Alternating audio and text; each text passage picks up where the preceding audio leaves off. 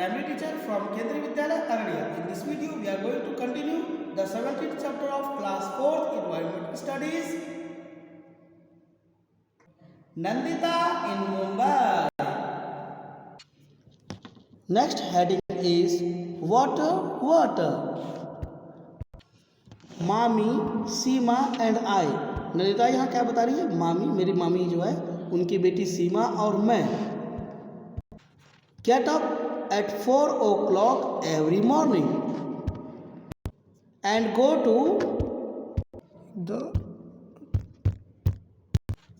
The public tap to fill water. यहाँ पर नंदिता क्या बता रही है कि मामी, उनकी बेटी सीमा और मैं सुबह 4 बजे जाग जाते हैं और पब्लिक टैप यानी सरकारी जो नल लगा होता है किसी बस्ती में, वहाँ हम लोग पहुँच जाते हैं पानी भरने के लिए.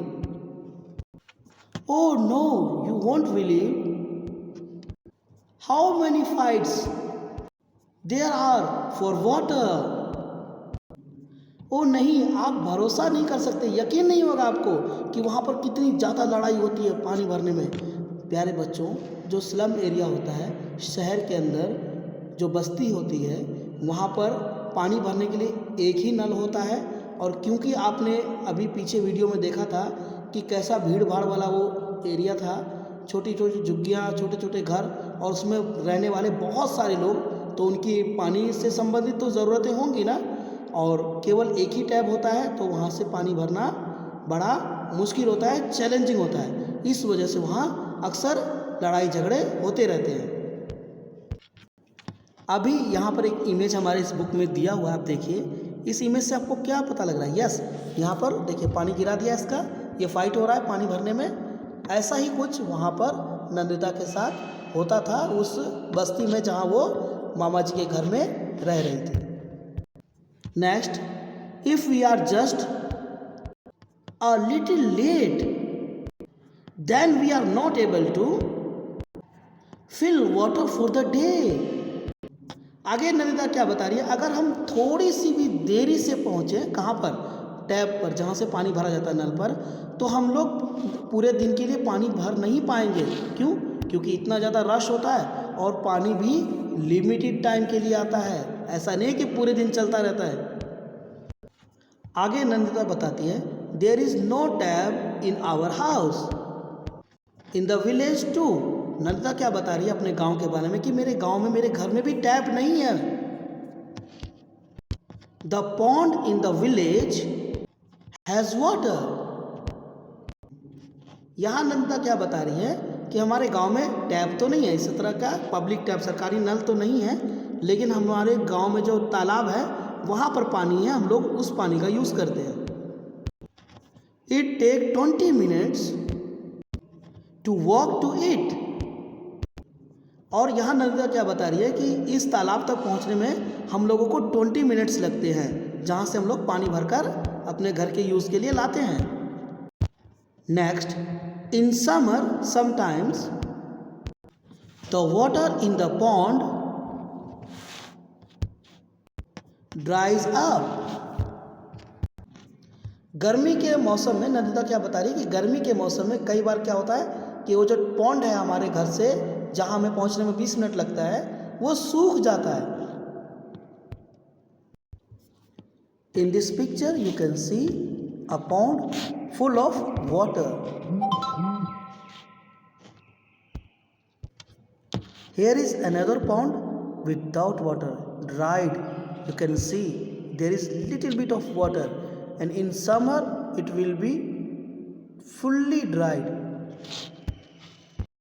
Next, then we have to walk for almost 1 hour to the river get water.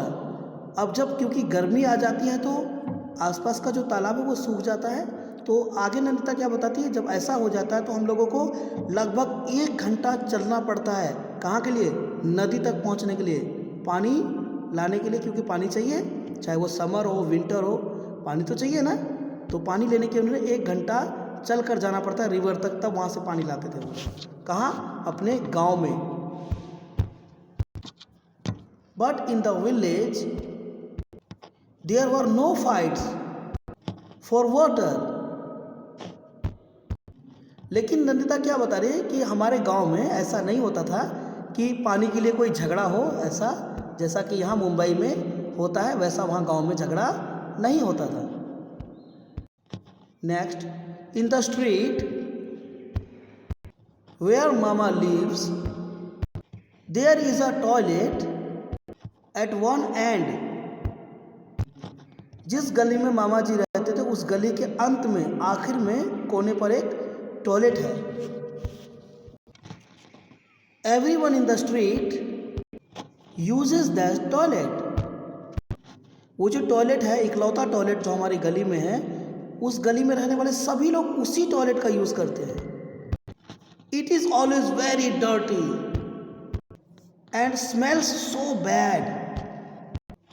ये जो टॉयलेट है, इकलौता टॉयलेट, वो हमेशा गंदा रहता है और बहुत बुरा स्मेल देता है। Next, at first it used to make me want to vomit. शुरू में तो ये जो टॉयलेट है वो मुझे उल्टी करने पर मजबूर कर देता था। At times there is no water, और उस टॉयलेट में तो समय समय पर पानी भी नहीं मिलता था। We have to take water with us. बच्चों, नंदिता क्या बता रही है कि टॉयलेट में पानी नहीं होता था, इसलिए हमें पानी साथ में लेके जाना पड़ता था। बेटा, आप सबको पता है टॉयलेट में बिना पानी के तो आप फ्रेश नहीं हो पाइएगा ना। स्टूडेंट्स, देखा कितनी मुसीबत से नंदिता और उसके मामी पानी भर के लाते हैं सुबह 4 बजे, और उस पानी का आपको पता है, आप लोग क्लास फर्स्ट से ही आप लोग पढ़ रहे होंगे यूसेस ऑफ वाटर, कि नेसेसरी यूज़ हमारा जो वाटर का बहुत होता है और विदाउट वाटर हम लोग कुछ नहीं कर पाते। सो यहाँ पर भी ऐसा ही होता है, उनको टॉयलेट के लिए भी पानी जो वो सुबह इतनी मेहनत से भर के लाए हैं उसे लेकर के टॉयलेट में जाना पड़ता है। बहुत डिफ़िकल्टीज होती है बेटा सिटीज़ में, जो स्लम्स होते हैं वहाँ पर। Next, now I am getting used to all this. आगे नंदिता बताती है, अब मुझे इन चीज़ों की आदत पड़ चुकी है। In the village people go to the open places और fields for toilet.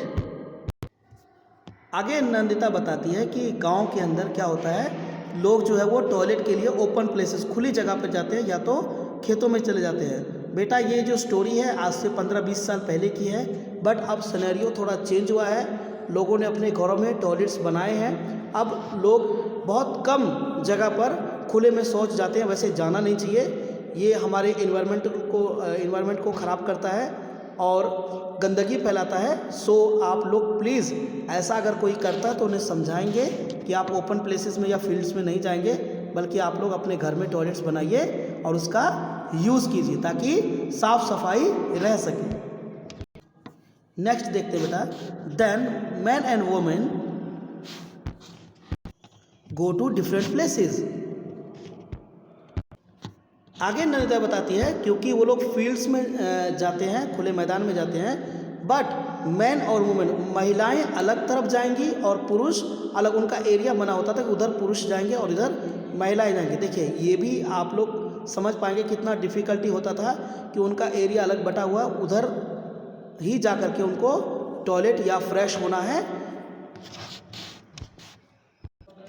So students, आज की वीडियो में यहीं तक हमने नंदिता को देखा कि उसे मुंबई में कितनी सारी डिफ़िकल्टीज़ हो रही हैं, वाटर को लेकर के, रहने को लेकर के, टॉयलेट को लेकर के, और वो अपने विलेज को भी याद करती है कि कंपेयर करती है दोनों प्लेसेस को कि क्या डिफरेंसेस हैं सिटी में जो स्लम है जहाँ पर वो अपने मामा के घर रह रही है और उसके विलेज को, दोनों को वो कंपेयर कर रही है। आप इस चैप्टर को यहाँ तक पढ़िए, अपने पेरेंट्स से बाकी बातें कीजिए और साफ़ सफाई का ज़रूर ध्यान रखिए।